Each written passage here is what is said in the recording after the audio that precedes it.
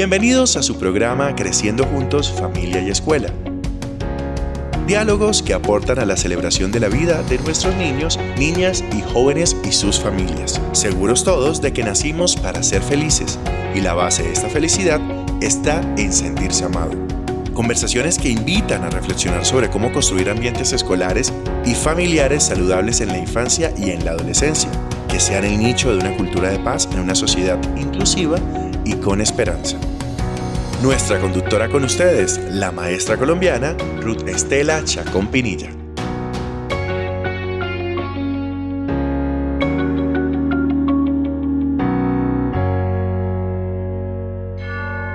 Bienvenidos a Creciendo Juntos, Familia y Escuela. Gracias por acompañarnos en esta 7ª temporada, muy seguramente con contenidos que serán aporte para la construcción de ambientes familiares y escolares saludables. Gracias por estar con nosotros y bueno, hoy iniciamos esta temporada con un tema desde la espiritualidad, desde la necesidad como seres humanos de formar la espiritualidad. Y acompañemos entonces este tema con una lectura, como es acostumbrado, compartir el libro, la palabra en Creciendo Juntos, Familia y Escuela. Y hoy el texto que nos acompaña se titula Gracias, siempre gracias, escrito por el doctor José Arlés Gómez en el libro Palabras de Luz, el retorno del milagro. Buen hombre es el que recibe un beneficio y sabe agradecer. Proverbio europeo. Hoy quiero agradecerte, oh luz eterna. Quiero elevar hacia ti mi acción de gracias por todos los seres que has puesto en mi camino. Gracias. Por el peregrino que tocó a mi puerta en la noche fría. Por el enfermo que visité tarde y me contó sus penas. Por el niño de la calle que me ofreció una sonrisa. Por el amigo que escuchó paciente los secretos de mi alma.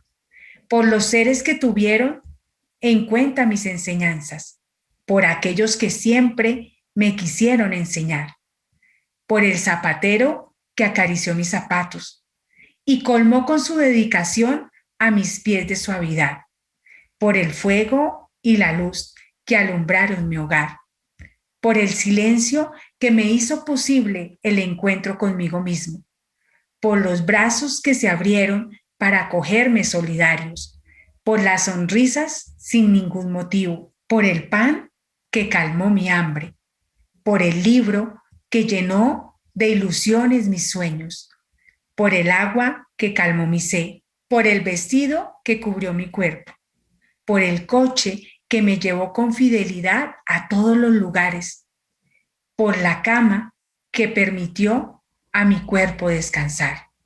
Hoy quiero decirte, gracias, oh eterna luz, gracias. Bienvenidos a esta nueva temporada. Gracias por estar aquí con nosotros y sigamos creciendo como familia y escuela.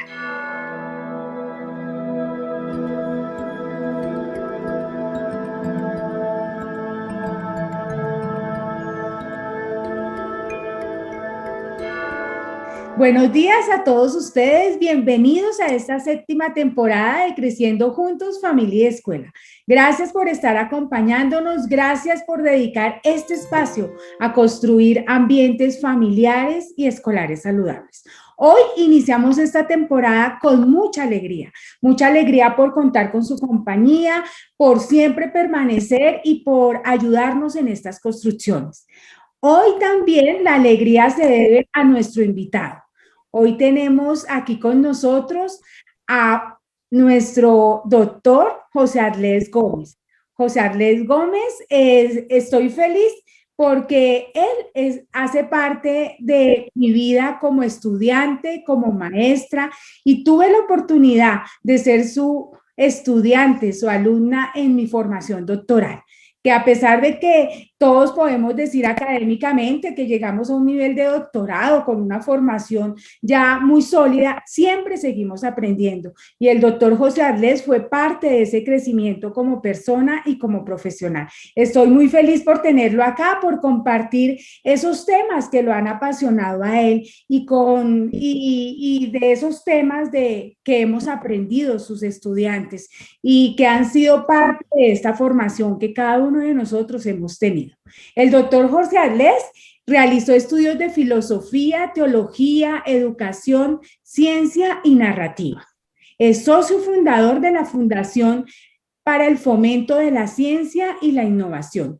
Además, director del grupo de Pedagogía, Ciencia y Espiritualidad, máster en Reiki e instructor de Tai Chi. En su trayectoria académica e investigativa ha escrito numerosos artículos y algunos libros sobre el tema de humanismo, educación, epistemologías emergentes, ecoética y tradiciones del lejano oriente. Su interés gira en torno a despertar una nueva conciencia en diálogo con la naturaleza y con el cosmos. Nuestro invitado de hoy siempre busca que nosotros nos encontremos a nosotros mismos, busquemos esa realidad que nos ayuda a crecer y que nos conduzca a un mundo personal y social para generar una cultura de la confianza en una época de grandes transformaciones y grandes desafíos en términos de una apertura hacia nuevas formas de vivir la espiritualidad desde el milagro mismo de la vida.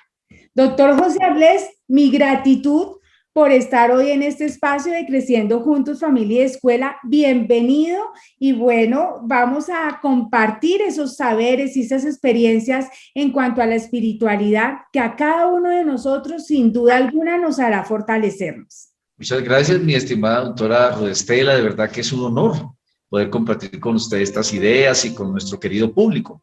Y desde luego que en este momento histórico en que estamos viviendo desde el año pasado, este tema es bastante recurrente y siento que va a ser de mucha utilidad para todos nosotros. Muchas gracias por su invitación. Gracias, doctor José Arlés. Pues yo empezaría, doctor, porque dialogáramos qué significa la formación de la dimensión espiritual en el ser humano. ¿Por qué es importante esa formación? Bueno, muy bien. Yo diría que esta pregunta es una pregunta fundamental dentro de lo que estamos de pronto tratando en esta sesión tan interesante. Y para ello, pues yo me voy a permitir presentar de pronto en este momento pues una pequeña diapositiva, ¿no? que nos va a decir sobre esto, ¿no? Diría yo que hay algo muy importante con esto, es la diferencia. Si se alcanza a ver, su merced me cuenta. Sí, doctor, la diapositiva. Si usted la agranda, mejor. Sí. Exacto. Listo, muy bien. Perfecto. Bueno, yo partiría ya que estamos hablando de esta dimensión tan importante, de algo que pues es fundamental también que entendamos todos nosotros, ¿no? Es la diferencia. Claro que también hay muchas semejanzas entre la religión y la espiritualidad. Generalmente en la religión se cree en la existencia, pues desde luego, de un ser superior o de una energía universal, de Dios, llamémoslo, de nuestras religiones. Otros hablamos de la espiritualidad como sentir a Dios o un trascendente dentro de todos nosotros, ¿no? Muchos consideran que la religión pues somete al espíritu, de alguna manera se queja, de alguna manera también tiene dogmas, ¿no? La espiritualidad libera un poquito más el tema del dogma y va más a la experiencia, ¿no? En muchas tradiciones espirituales la religión siempre necesita algo y quita también o coloca ciertos tabúes. La espiritualidad no necesita en este sentido y da, pues digamos, de sí misma la experiencia o el campo para que la persona realice su trascendencia. Otro tema es entre la religión que limita y divide el ser, entre lo espiritual o de pronto lo físico. Hoy en día estamos hablando más de lo psíquico y espiritual. Esto ha sido como algo que tradicionalmente se pensaba, ¿no? Que la espiritualidad también expande al ser humano, ¿no?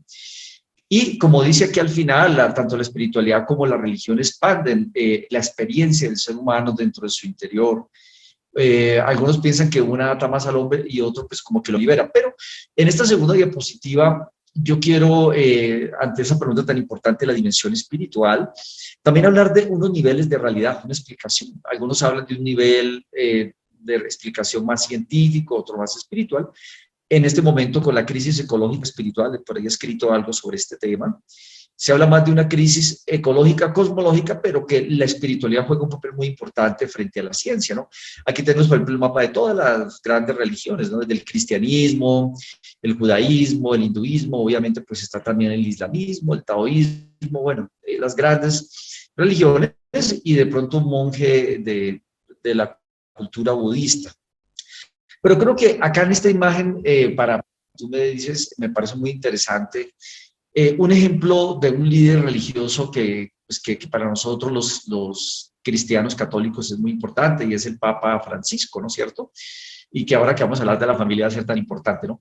Él nos va a decir también, y también dentro de la tradición cristiana, que la condición y naturaleza de lo espiritual es parte del ser humano, es decir, es una dimensión que no está separada ni de lo corpóreo, ni de lo racional, ni de las virtudes, por el contrario, ni de lo psicológico, es una unidad psico-bioespiritual, por supuesto, ¿no?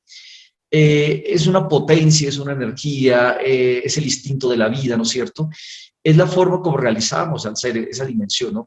Y por supuesto que este concepto de espiritualidad puede referirse al vínculo entre el ser humano y Dios o la divinidad, como lo llamemos, ¿no es cierto? La trascendencia, ¿no? Sin embargo, algunos, pues aunque no se excluyen como naturaleza humana, no implica necesariamente una religión. Entonces ahí es donde viene la parte que yo quería aclarar, ¿no? Que para algunos no necesariamente el ser espiritual es ser religiosos. Para la mayoría de las religiones sí implicaría ser espirituales, ojalá que todos lo consideramos de esa manera. Quería poner un ejemplo, la Madre Teresa. Para el cristianismo católico, la Madre Teresa es un ejemplo de esa vivencia de la fe, de la espiritualidad, del amor hacia los demás y de la entrega. Eso sería. Un gran ejemplo, doctor, un gran ejemplo es la Madre Teresa de Calcuta, sin duda alguna. Yo tengo una pregunta, doctor, con esta aclaración de lo que significa realmente la espiritualidad, ¿sí? De lo que sería esa espiritualidad como ese estado de trascendencia de cada uno de nosotros, me encantaría que pudiéramos hablar. ¿Por qué es importante esa formación? ¿Por qué debemos cultivar ese sentido de la formación espiritual en cada uno de nosotros? Muy bien, la formación espiritual realmente es una de las facetas más importantes para desarrollar en el ser humano. Para muchas creencias religiosas y, digamos, tradiciones espirituales, esta formación espiritual significa en esencia desarrollar prácticamente el espíritu en el ser humano, ¿no? Como estábamos diciendo anteriormente, no desligado de la dimensión física y de la dimensión mental. Aquí coloco un ejemplo del Papa Francisco, que pues en reiteradas ocasiones se ha reunido con líderes de las grandes religiones, ¿no es cierto? Para decir que todos tenemos que armar un proyecto humano, luchar por unos principios de familia, unos principios de convivencia humana, ¿no es cierto? Independiente de nuestras creencias. En el caso nuestro de los cristianos, este peregrinaje espiritual en esencia es la condición de realizarse justamente desde la presencia de un trascendente, en este caso sería Dios, y por lo tanto descubrir esa realidad última en el ser humano, en las estructuras sociales, en la familia, desde luego también en la misma sociedad en que nos estamos, digamos, organizando como, en este caso, como seres proactivos desde el principio también de la alteridad, ¿no es cierto? Que es un principio bien interesante para nosotros. Entonces, esa esencia de la espiritualidad viene siendo importante formarla, así como alimentamos el cuerpo, así como alimentamos la mente a través del estudio, pues también se puede alimentar el espíritu a través de la oración, de los valores, a través de la meditación, como vamos a ver más adelante. Doctor Arles, aquí me surge, digamos, esas ideas muy ligadas y es esa formación de la espiritualidad también nos permitiría pensarnos en seres diversos y de pronto ser más abiertos a esa diversidad de género, de creencias religiosas, políticas, de pensamiento, que a veces nos cuesta a los seres humanos. Entonces, esa espiritualidad, formar esa espiritualidad nos ayudaría a pensarnos más desde esa diversidad también. Exactamente, sí, y de hecho ahora que hablemos del tema del papel de la familia en la formación espiritual, hay varias diapositivas donde yo quisiera pues hacer hincapié en que el ser espiritual es, primero, es una dimensión que pertenece al ser humano, no a una religión. Segundo, que en la familia podemos aprender a ser tolerantes, respetuosos, aprender a aceptar al otro, ¿no es cierto? Inclusive a aprender que la diversidad es un principio universal, ¿no es cierto? Y por lo tanto que Dios no es patrimonio solamente de una sola religión, sino es patrimonio del ser humano que siente, que también lucha en este mundo, ¿no es cierto?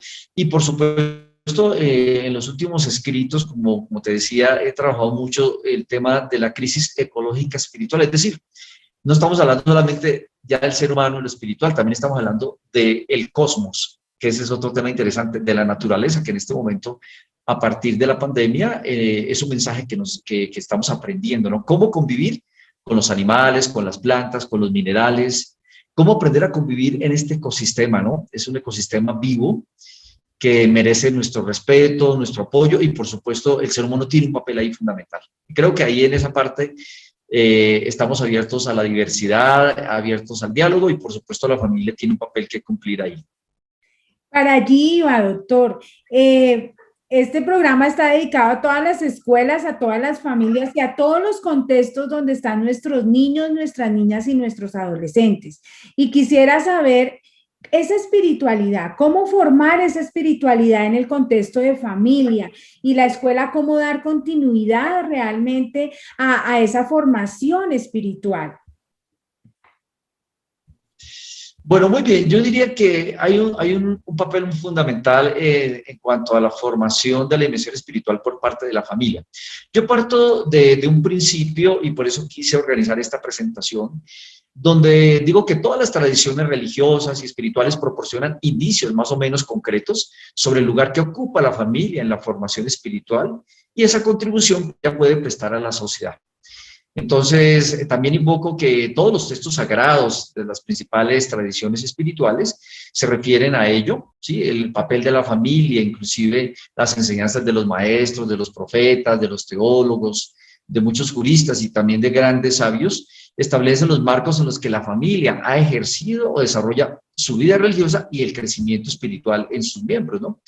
Podríamos decir que ante esa pregunta tan importante tuya, Ruth, diría yo que el papel de la familia en la espiritualidad contemporánea, pues digamos, va muy ligado a unas claves. Primero, hay una visión de la comunión familiar en la espiritualidad actual por la riqueza de la formación, para la sensibilidad, la donación de la vida, el amor altruista, el tema del compromiso desde la solidaridad y el diálogo que se establece desde la diversidad, como tú lo decías. Es un diálogo fecundo porque aprendo que lo otro es diverso, pero que merece mi respeto, ¿no es cierto? También el tema desde la situación compartida por muchas familias de todas las tradiciones religiosas y espirituales, de que lo humano y lo espiritual deben estar en la base de las prácticas religiosas y espirituales. Esto nos facilita el encuentro desde perspectivas de igualdad, desde la experiencia compartida de encontrarnos en los márgenes de nuevas formas de sentir. Ahorita se habla mucho de nuevos saberes, nuevos relatos sobre el ser, nuevas formas de vivir y sentir la espiritualidad. Recordemos, mi querida Ruth, que en las familias tradicionales, pues obviamente los padres no tenían esa formación y esos argumentos, pues solamente era ir a la Eucaristía o de pronto a la catequesis, a la preparación para los sacramentos. Pero hoy en día ya sabemos nosotros que se ha ampliado mucho ese espectro y se han acortado mucho las distancias y esas márgenes que nos eran diferentes se han encontrado, ¿no? Esto ha hecho que aprendamos la manera singular que tenemos los seres humanos de relacionarnos con lo espiritual, que ya es transversal a todas las religiones. Qué bonito cuando enseñamos en la familia y en la escuela que hay que respetar esa transversalidad de las tradiciones religiosas, espirituales, esas tendencias, hay unos valores y unos principios que son universales, ¿no es cierto? Entonces, somos iguales dentro de esa diversidad, de esas culturas, desde sus imaginarios, y por supuesto la familia tiene un papel muy importante cuando dice hay que abrirnos a la experiencia trascendente, ¿no? Eso es muy importante. Otro tema muy importante es el tema de la vida familiar en cuanto a los valores, actitudes como la compasión, el enraizamiento de la experiencia concreta del cuerpo, el cuidado de los demás, los valores espirituales como la fe, la esperanza, la caridad, ¿no es cierto? La templanza, la fortaleza, ¿no es cierto? Pero por supuesto también estamos hablando de la alteridad, de la base de las márgenes de una sociedad que tiene que fomentarse y cimentarse también dentro de los principios del respeto por el otro, de la tolerancia, inclusive no excluir al otro por ser diferente, ¿no? Incluiría también que las familias aprendamos el diálogo interreligioso, definitivamente. Cómo los núcleos familiares tendrían que aprender que existen numerosos proyectos religiosos en el mundo y alrededor del mundo podemos abogar por la abolición de las discriminaciones hacia otras religiones, hacia la apertura a culturas espirituales nuevas, a erradicar injusticias de género, a la libertad religiosa, ¿no? El Papa Francisco pues ha abogado mucho por la libertad religiosa. En muchos países asesinan a las personas por no ser de la misma religión que la mayoría, por ejemplo. Y bien, algo muy importante, el respeto y el buen trato, ¿no? Entre nosotros. Entonces, aquí ya, bueno, ahorita vamos a hablar un poquito de los retos. Doctora Arnés, usted nos dice ahorita algo que me parece muy importante y quiero resaltar, y es cómo la familia se encarga de esa formación espiritual y en ese enseñar el respeto por el otro, el reconocimiento por el otro. Yo soy maestra de niños y encuentro que los niños casi que por naturaleza, lo diría yo de esta manera, son solidarios, son incluyentes, siempre buscan la manera de estar feliz con el otro. ¿Sí? Cuando uno ve en sus juegos espontáneos, en sus abrazos, en sus formas de expresar sus sentimientos y emociones, los niños son espontáneos. Yo tengo un interrogante ahí, ¿qué pasaría con esa formación espiritual desde la familia? Porque después es que empezamos a ver de pronto en algunos contextos, no estoy diciendo que en todos, algunas actitudes que los niños empiezan a reflejar, y es que mi mamá me dice que no preste los colores. Mi mamá me dice que no esté en el recreo con tal compañerito. Entonces uno empieza a cuestionarse como maestro y bueno, este es un programa que quiere ayudar a que reflexionemos familia y escuela sobre ese lugar que tenemos en esa formación, que probablemente es una condición muy natural en nuestros niños, el ser solidarios, el ser amistosos con el otro. Muy bien. Bueno, muchas gracias por tu inquietud, mi estimada Ruth. Resulta que, bueno, yo parto de lo siguiente, el patrimonio familiar que recibimos todos los seres humanos al nacer está constituido por un conjunto de valores, de principios, de normas de vida, de creencias y de costumbres, ¿no es cierto? Más una programación genética y, digámoslo así, un espíritu familiar, como diría Bert Hellinger, una programación ancestral, llamémoslo así. En este sentido, la familia es un espacio único de aceptación, de amor para para los que llegan. Debería de ser, digamos, un espacio para darle sentido de pertenencia a todos los miembros de la misma, ¿no? Sentirse parte de ella es muy importante, ¿no? Es decir, cada miembro de la familia tiene una importancia en esa transmisión de los valores, de la vida, del respeto, como tú lo dices, ¿no? Ahora, ¿qué pasa con los niños que a veces pues no encuentran buen testimonio en estas familias? Tendríamos que revisar nosotros, los adultos, preguntas como esta, ¿no? ¿Estamos enseñando valores a nuestros descendientes? ¿Estamos enseñando la diferencia entre un valor y un antivalor, por ejemplo? Esto que tú decías el altruismo o el egoísmo es muy necesario si no queremos pues tener niños que de pronto no desarrollen esta dimensión tan hermosa que es la espiritualidad, pues enseñarles que la espiritualidad es la tolerancia, es la apertura, es el respeto, es la práctica de los valores humanos propiamente, ¿no? Muchos niños se quejan, no con lo que nosotros les decimos, sino con lo que nosotros hacemos, ¿no es cierto? Tenemos que traspasar digamos, esa dimensión de que son solamente las normas o las palabras las que juegan un papel importante en la formación. Es el ejemplo, ¿no? Sobre todo el que arrastra, ¿no? Y allí se vive la espiritualidad. Dediquemos tiempo a los niños, calidad de tiempo, ¿no? Y en ese sentido, la influencia del entorno, de los amigos, de la sociedad, pues también van a jugar un papel muy importante. Es una responsabilidad ineludible. Ante lo que tú dices, por ejemplo, pues muchos medios de comunicación, en vez de enseñar valores, pues enseñan, son antivalores, ¿no? El egoísmo, la envidia, la falta de solidaridad, etcétera. En este caso, pues qué bueno que valores y virtudes en familia sean enseñados, ¿no? La alegría de la amistad, del encuentro, del diálogo, por supuesto que la alegría de encontrar un ser diferente y necesario. Por eso algunas religiones tienen algo muy lindo, dicen, el hogar es como un refugio, es como un santuario, es como un templo, ¿no es cierto? Un proverbio alemán decía, tu casa puede reemplazar el mundo, pero el mundo jamás podrá reemplazar tu casa, ¿no es cierto? Esto nos hace pensar cuál es el valor predominante que estamos transmitiendo a nuestros hijos en familia.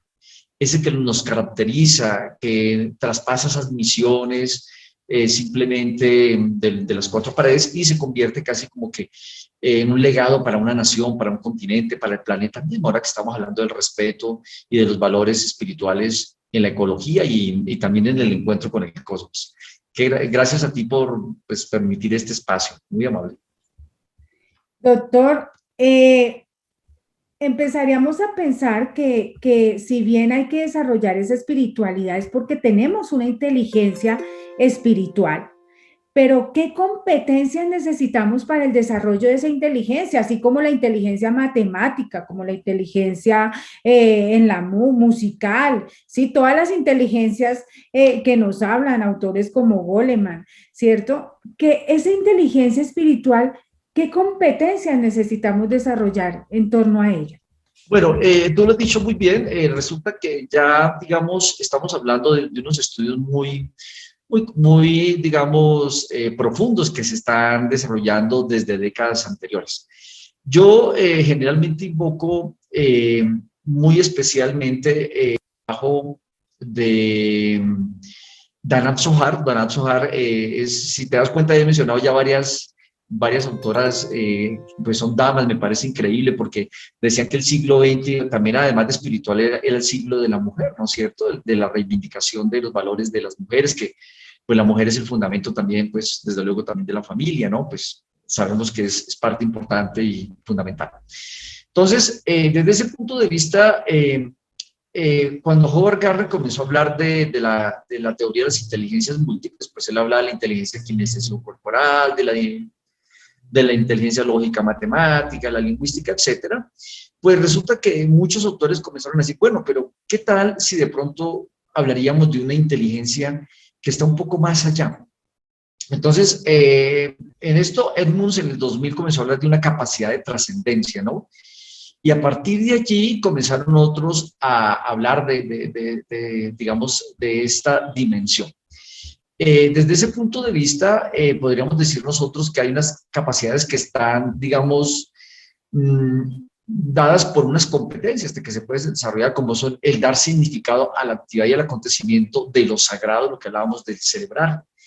La capacidad también para resolver problemas que se nos presentan en lo cotidiano, que también es importante con el concepto de competencia, ¿no? El tema de vivir las virtudes, como la responsabilidad, la fe, la esperanza, ¿no? Edman también va a hablar, Edman en el 2020 va a decir que es el tema de preocuparnos por el otro, de tener un espacio nutricio para acoger al otro, ¿no? La capacidad de atender al otro también es muy importante. Y ya que hablaba a Zohar, pues yo diría que aquí hay como un programa de vida, mi estimada Ruth, que tiene que ver con las competencias. Gracias por tu pregunta.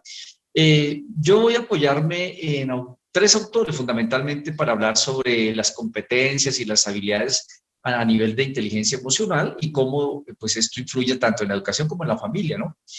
Emmons en el 2000 diría que hay una capacidad de trascendencia. Esto es hablar del mundo físico y cotidiano, pero tener una percepción más elevada de sí mismo y del mundo. Es decir, es enseñarle a los niños y a la familia que no solamente es el mundo físico de 3 dimensiones, el que vemos, el que existe, hay más allá, una cuarta, una quinta y muchas más dimensiones. Segundo, una capacidad para entrar en estados iluminados de conciencia, es decir, tener experiencias acerca de lo sagrado. Uno no tiene experiencias sagradas solamente en el templo, uno tiene experiencias sagradas con la música, con la naturaleza, orando en familia, pero también respirando y haciendo deporte, ¿no? Esto significa también la capacidad de significar la actividad y los acontecimientos con un sentido de lo sagrado, ¿no? Vivir los acontecimientos con un propósito, desde una perspectiva muy espiritual, lo que implica una capacidad también para utilizar recursos espirituales para solucionar problemas. Enseñarle a los niños también a incorporar en las soluciones de la vida la parte espiritual, enseñarles a tener fe, a tener esperanza, a tener confianza, ¿no es cierto? A tener templanza incluso.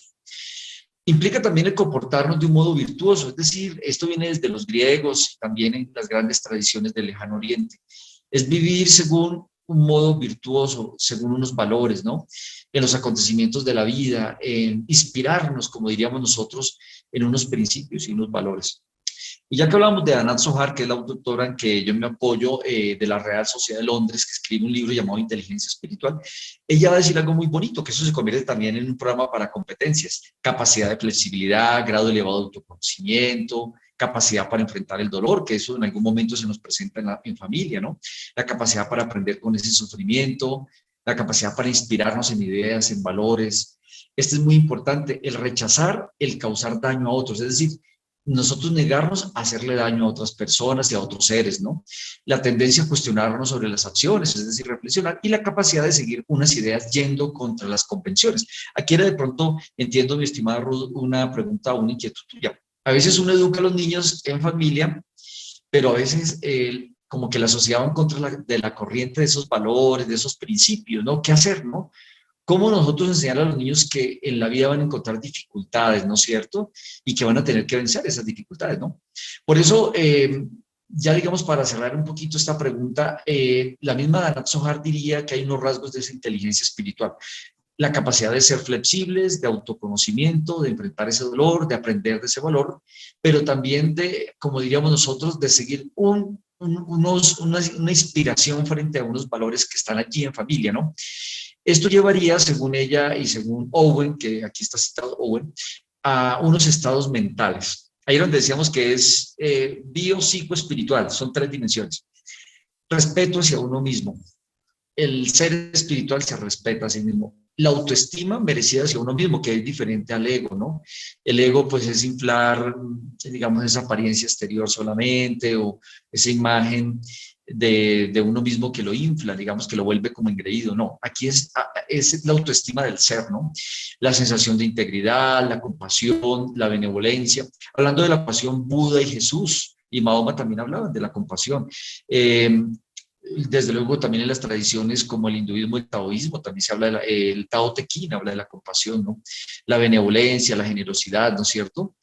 La verdad, la bondad, la justicia y por supuesto los máximos del amor y la amistad, como dirían también muchos de estos grandes pensadores. Y ya muy concretamente, porque yo sé que somos educadores muchos de los que estamos aquí, ¿qué programa, porque muchos nos preguntamos, qué programa podríamos seguir para formar a los niños en estos valores y en estas competencias? Como unas Casel claves, va a hablar de doctor, lo como unas siguiente, un claves aprendizaje que necesitamos. socioemocional, pero también espiritual, tiene que ver con unas claves. La conciencia de sí mismo, cómo fomentar esa conciencia del momento presente, siendo realistas, la habilidad para afianzarnos en nosotros, pero también siendo muy aterrizados, ¿no? Esto implica también una conciencia de los demás, es decir, aprender que los demás también están allí, hay que apreciarlos, respetarlos, interactuar con ellos, ¿no es cierto? Lo que hablamos nosotros de la alteridad, ¿no es cierto? El tema del autocontrol. Qué bonito esto, donde los niños aprendan y nosotros los adultos el autocontrol, el manejar nuestras emociones, el aprender a postergar pues ciertos momentos de gratificación, pero también el perseverar frente a las dificultades, pues estaríamos realmente en la cumbre de la espiritualidad.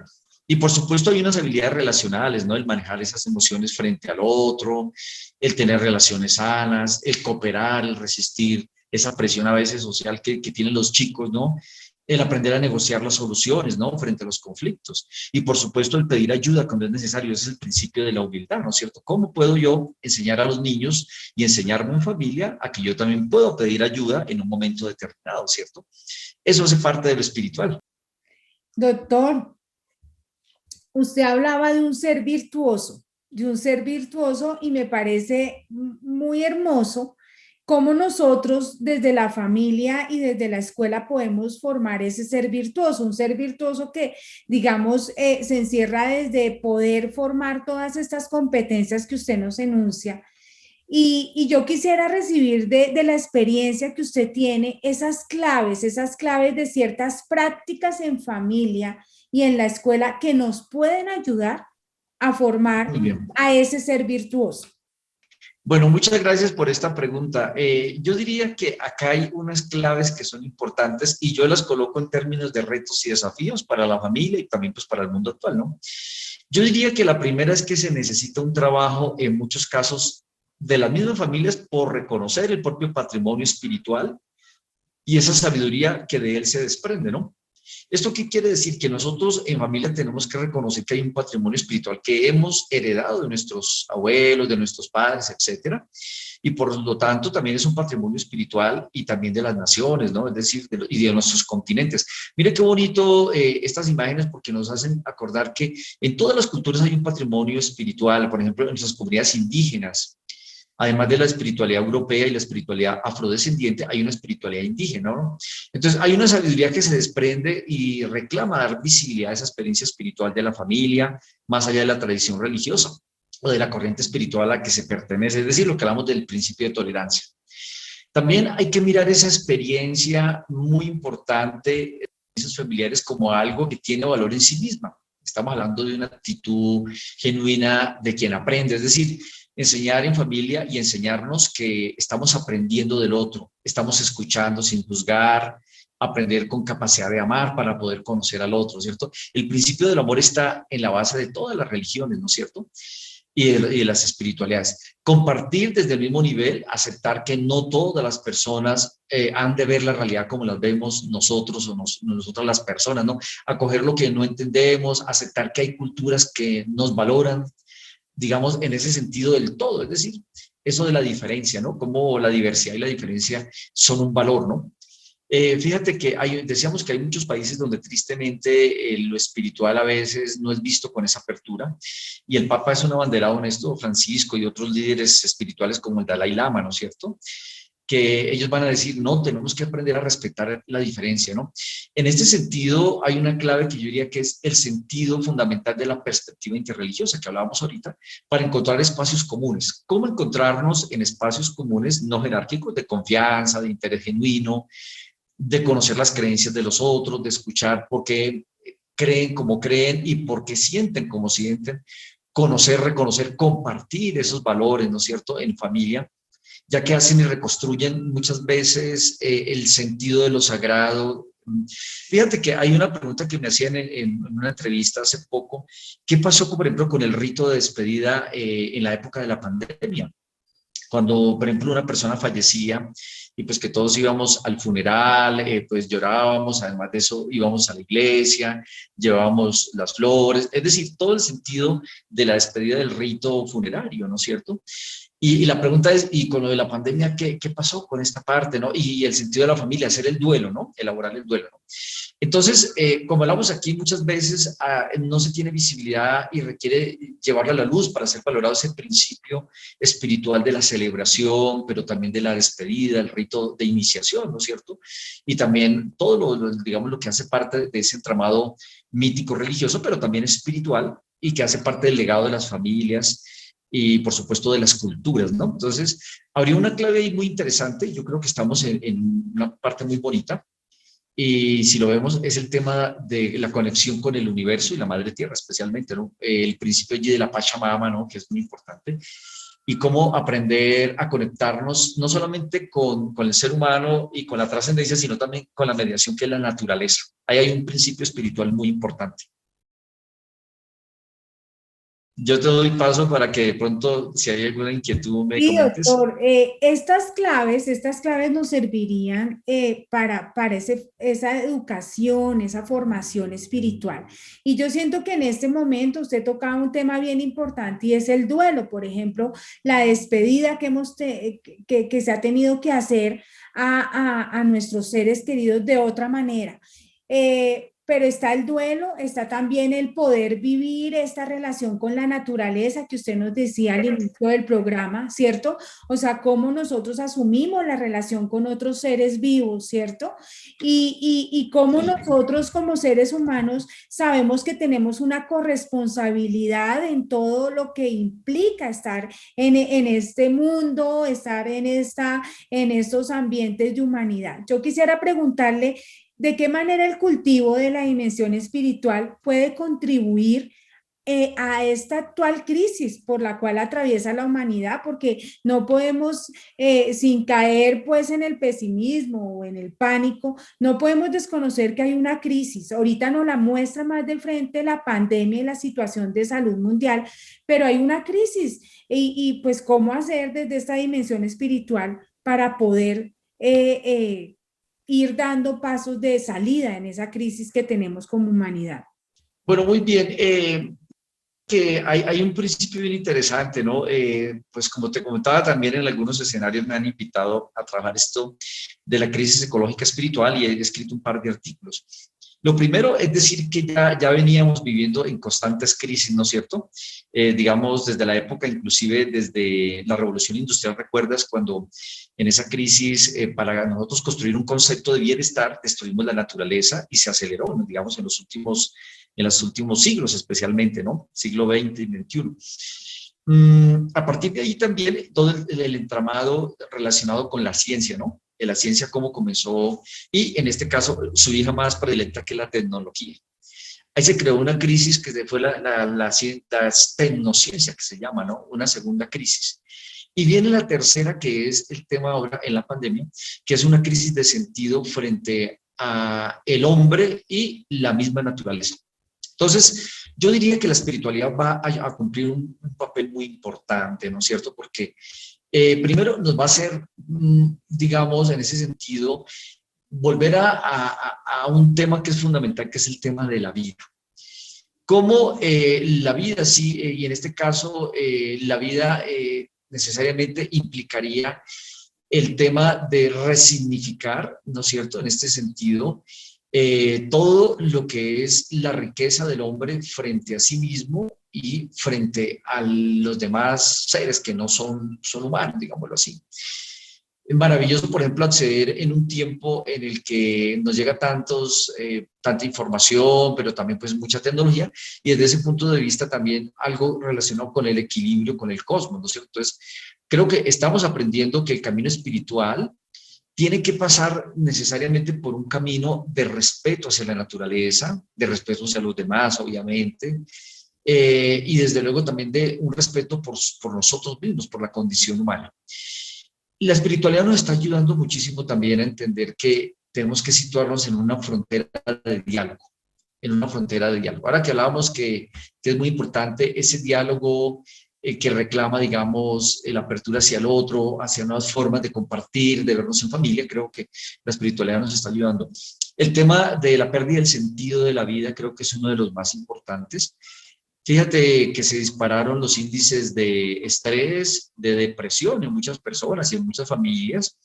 Y la espiritualidad nos está diciendo, todavía podemos encontrarnos con nuestro ser interior, todavía podemos dialogar con el otro, todavía podemos buscar una respuesta más allá incluso de lo material. Y en este sentido, la espiritualidad nos ha hecho recobrar algo muy importante. Es el sentido de lo metafísico. Lo metafísico entendido como lo que está más allá de lo físico, ¿no? Y a partir de aquí, muchos autores y muchos pensadores nos hablarían de lo bonito que es lo que es podernos situar en una frontera más allá de las coordenadas del espacio y el tiempo. Tengo aquí en mis manos el libro de Vicente Merlo que se llama Espiritualidad Transreligiosa, Sabiduría Oriental y Pensamiento Integral.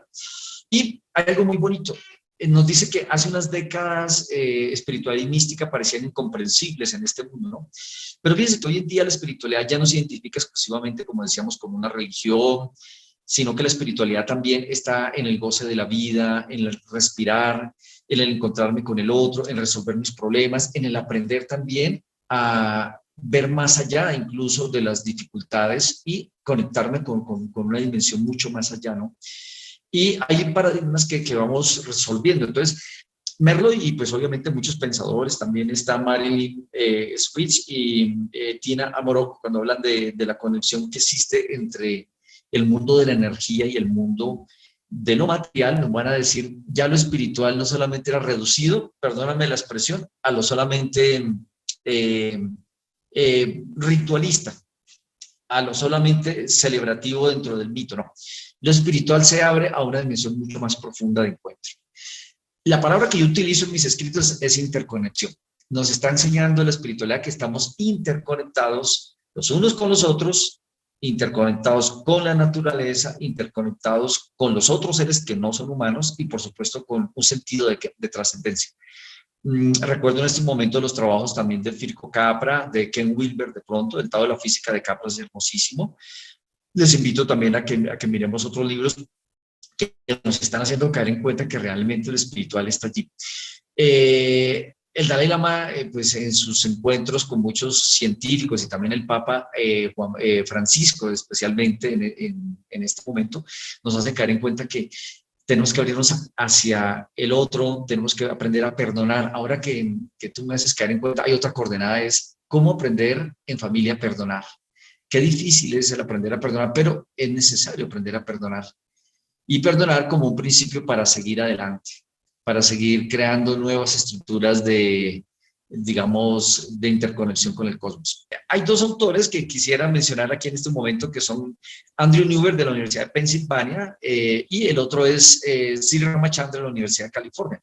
Ellos hicieron un estudio en Estados Unidos con muchísimas personas, haciendo, estudios con los cerebros de personas que meditaban, de pronto monjes y monjas de varias religiones, pero también con personas que sentían, digámoslo así, afecto y sentimientos de perdón, ¿no? Y llegaron al descubrimiento de que si una persona aprende a meditar y aprende a relajarse, es capaz de generar un tipo de energía en varias partes del cerebro, el lóbulo parietal izquierdo también, pero también en los dos hemisferios cerebrales, y ya el comportamiento del cerebro no era igual. El cerebro ya estaba conectado con otra realidad. Eso es lo que llaman la conexión con el punto divino. Hicieron el experimento en la época en que había más crímenes y, situaciones delincuenciales en Washington con ayuda del comandante de la policía, y descubrieron que cuando todos se ponen de acuerdo a meditar sobre la palabra paz, sobre la palabra perdón y la palabra amor, en ese momento disminuían los índices delincuenciales de esa ciudad, en este caso de Washington. La pregunta es, si esto hace la mente sobre algo que está allá afuera, ¿cuánto más lo haría la mente sobre nosotros? Las neurociencias están haciendo unos aportes muy increíbles a la educación, pero también a la parte espiritual. Hay un punto que llaman ellos el punto divino, que es un punto de conexión energética con el universo. Llamémoslo transformador universal, algunos lo llamamos Dios, lo llamamos la energía universal, pero hay una conexión directa. Qué bonito que pudiéramos a los niños enseñarles a meditar. Algunos dirían, si enseñamos a los niños a meditar y a relajarse, de pronto la generación futura sería mucho mejor. Doctor Arles, bueno, estos aportes obviamente también están acompañados de una vivencia muy personal, particular suya, y quiero mencionar y que usted aquí en este espacio nos mencione qué significa el Sendero del Milagro, cómo podemos llegar al Sendero del Milagro y qué significa una experiencia en este lugar que tuve la oportunidad hace unos años de conocer. Bueno, muchas gracias, mi estimada Ruth. Sí, efectivamente, el Milagro es un proyecto ecológico espiritual que pues fue pensado más o menos desde hace unos 6, 7 años y que pues lo que pretende, ¿no es cierto?, es justamente abrir un espacio para que las personas se encuentren consigo mismas, con su idea de trascendencia y obviamente con la naturaleza. El Sendero del Milagro también es, una oportunidad que nos damos nosotros para entender que lo espiritual es esto, ¿no? Es aprender a respirar, es aprender a perdonar, es aprender a escuchar, es aprender a compartir. El Sendero del Milagro, por lo tanto, prácticamente viene siendo un sitio para que las personas puedan tener experiencias de conexión espiritual, de pronto un poquito alternas, ¿sí?, en algunos momentos, te cuento la experiencia. Hace unos 15 días vinieron los caminantes que se llaman los caminantes del cielo. Y ellos hicieron una meditación con nosotros y sembraron árboles. Pero a cada árbol le iban dedicando, digamos, un valor. Y muchas personas también, a través de la siembra de un arbolito, significaban el cuidado, ¿no es cierto? Y también la dedicatoria a los seres queridos, ¿no? Entonces, ese es un proyecto relacionado con una transformación ecológica, espiritual y trascendente en las personas. Están todos invitados, ¿no? Muy bien. ¿En dónde encontramos el Sendero del Milagro? Aquí al final vamos a colocar la página web y pues todas las redes para poder ubicar al Sendero del Milagro para también encontrar un lugar donde podamos formar esa espiritualidad que todos necesitamos. ¿En dónde está ubicado el Sendero del Milagro, doctora Arles? Muchas gracias. Sí, el Sendero del Milagro está ubicado en Tausa, Cundinamarca, ¿no es cierto? Subiendo por la vía al Neus, es una región muy hermosa, de tierra fría, con paisajes espectaculares, y hay una reserva ecológica, aquí un bosque que viene siendo muy importante. Entonces, aquí están todos bienvenidos. Hay actividades de meditación, el temazcal, cursos de Reiki, cursos de oración, también cursos de aprender a relajarnos y de agricultura orgánica. Mire que ahorita con todo esto de la pandemia también hemos aprendido que la espiritualidad es aprender, además de respirar, es tomar el agua, el sembrar la tierra, ¿no es cierto? Estamos aprendiendo técnicas de sembrar la tierra agroecológicas, técnicas también de respeto por la naturaleza y enseñar también a los niños a cultivarla.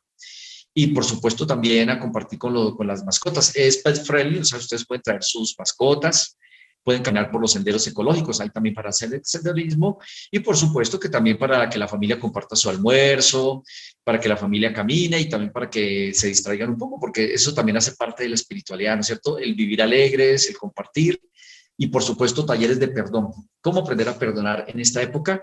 Si no perdonamos nuestro pasado, no podemos seguir adelante. Y si no perdonamos a los demás, pues tampoco podemos desbloquear esa energía interior.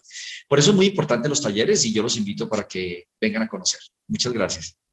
Doctora Arles, muchísimas gracias y como el texto que inició esta 7ª temporada y este episodio de Creciendo Juntos, Familia y Escuela y que dice gracias, siempre gracias. Hoy quiero darle las gracias por esta compañía, por estos aportes que sin duda contribuyen a que como familia y escuela sigamos creciendo, sigamos caminando y sigamos construyendo. A todos ustedes, muchísimas gracias por acompañarnos en esta 7ª temporada que inicia hoy y pues bueno, la gratitud también se suma a esta formación espiritual. Doctora Les, un mensaje final para nuestras familias.